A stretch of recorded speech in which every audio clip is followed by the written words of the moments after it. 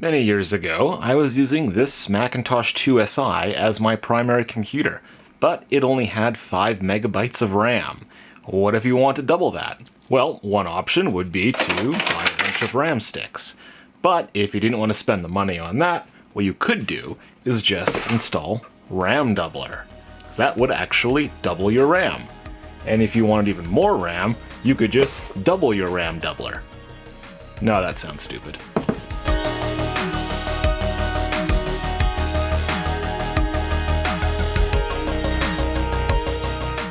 So as you saw, I do actually have multiple copies of RAM Doubler, and I don't really need to have that many copies sealed in box, so I'm going to open up this one here. The only difference between this and the other copy I have, this one seems to have the newer Connectix logo on it, and I want to keep the older one still sealed, so I think what we're going to do is we're going to take our lucky knife and open this up.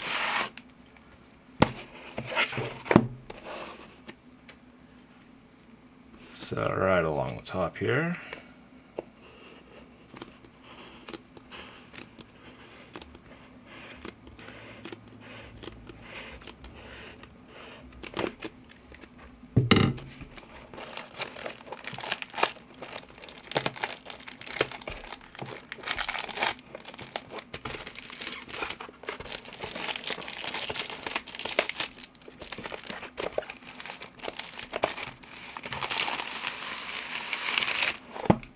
Alright, so there we have it, RAM Doubler. And I'm not too sure what version this is. I guess we'll find out when we open this. I'm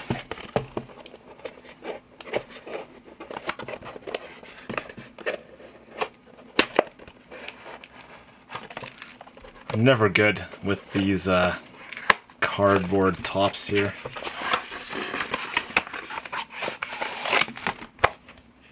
Okay, so looks like we've got the actual disc inside this one. We have the registration card. Yep. And then we have the, I guess this is the instruction manual. RAM Doubler for Macintosh. Double your RAM with just one click.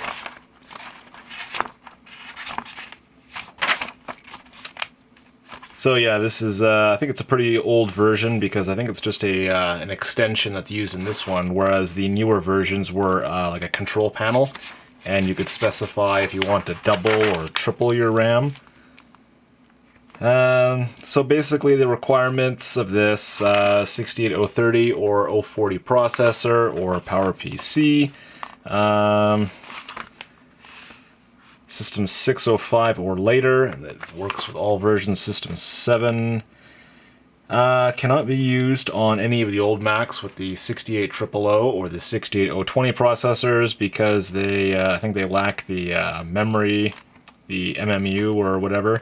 That basically lets virtual memory work.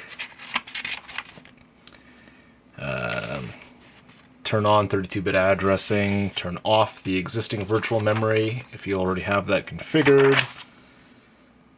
And then basically you're just running the installer application, personalize your copy, blah blah blah. How RAM Doubler works: reallocating unused application memory, compressing least recently used memory, and swapping memory to hard disk. So in System 7, if you're using the Apple included virtual memory, that basically does it as like a file on your hard drive. And I think this kind of avoids that when possible, which is what I liked about this compared to doing the Apple included stuff.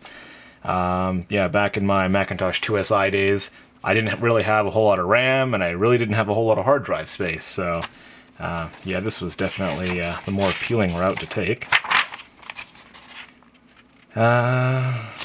Living with RAM Doubler, it's interesting. You must start with at least 4 megabytes of physical RAM, and then you need the MMU, Memory Management Unit. Yeah.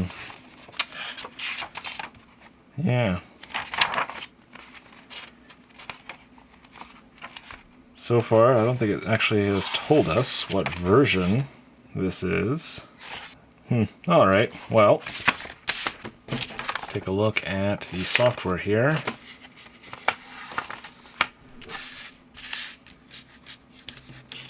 Come on.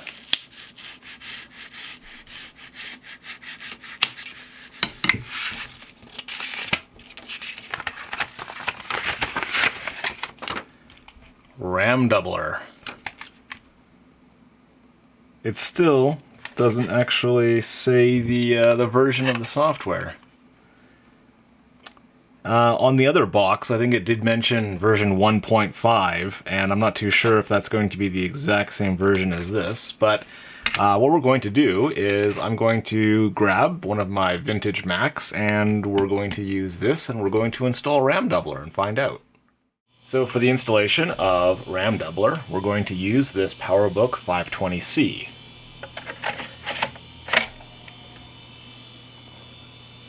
Hopefully this disk drive still works. Oh yeah, it pops right up. Just before we do that though, let's go to the About This Macintosh. So you can see that the system does have 12 megabytes of RAM and is running system software 7.5.1. So let's go ahead and run the installer.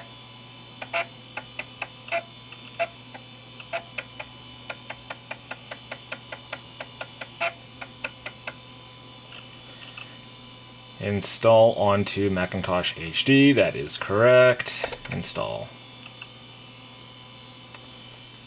And yeah, we're fine with that.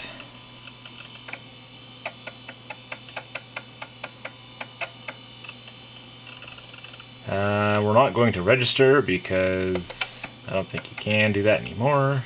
Please register your software. Yeah.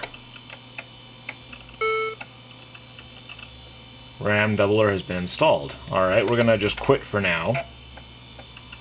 And I want to see if this will tell us what version it is. I'm pretty sure this is 1.5. Yeah, so it says here version RAM doubler 1.5.2. Comments. Just click to double your RAM. Fantastic. Alright. So, eject the disk. And let's reboot the laptop.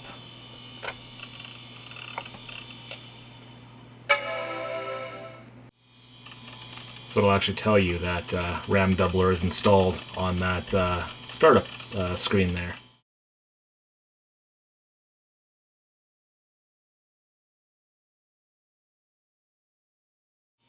Okay, it looks like everything's loaded up, and let's go to the About This Macintosh. And magically, we now have a total memory size of 24 megabytes, and the built-in memory is only 12 megabytes. And with the system software taking up just under 3 megabytes of RAM, our largest unused block is almost 22 megabytes of memory. So that's pretty neat. And this this version of the software does come in as a system extension. So if we go into our system folder and under the extensions, it'll be right in at the top here, RAM doubler.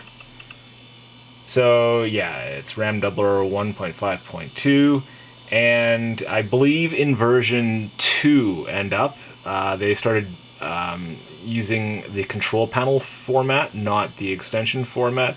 I might have the version mixed up. I remember that one of the versions I was running on my Macintosh 2SI was a control panel, and you could specify if you wanted to double or triple the RAM. So yeah, this basic extension looks like it just runs it as the doubler. So yeah, that did change in the later versions. So, but yeah, this is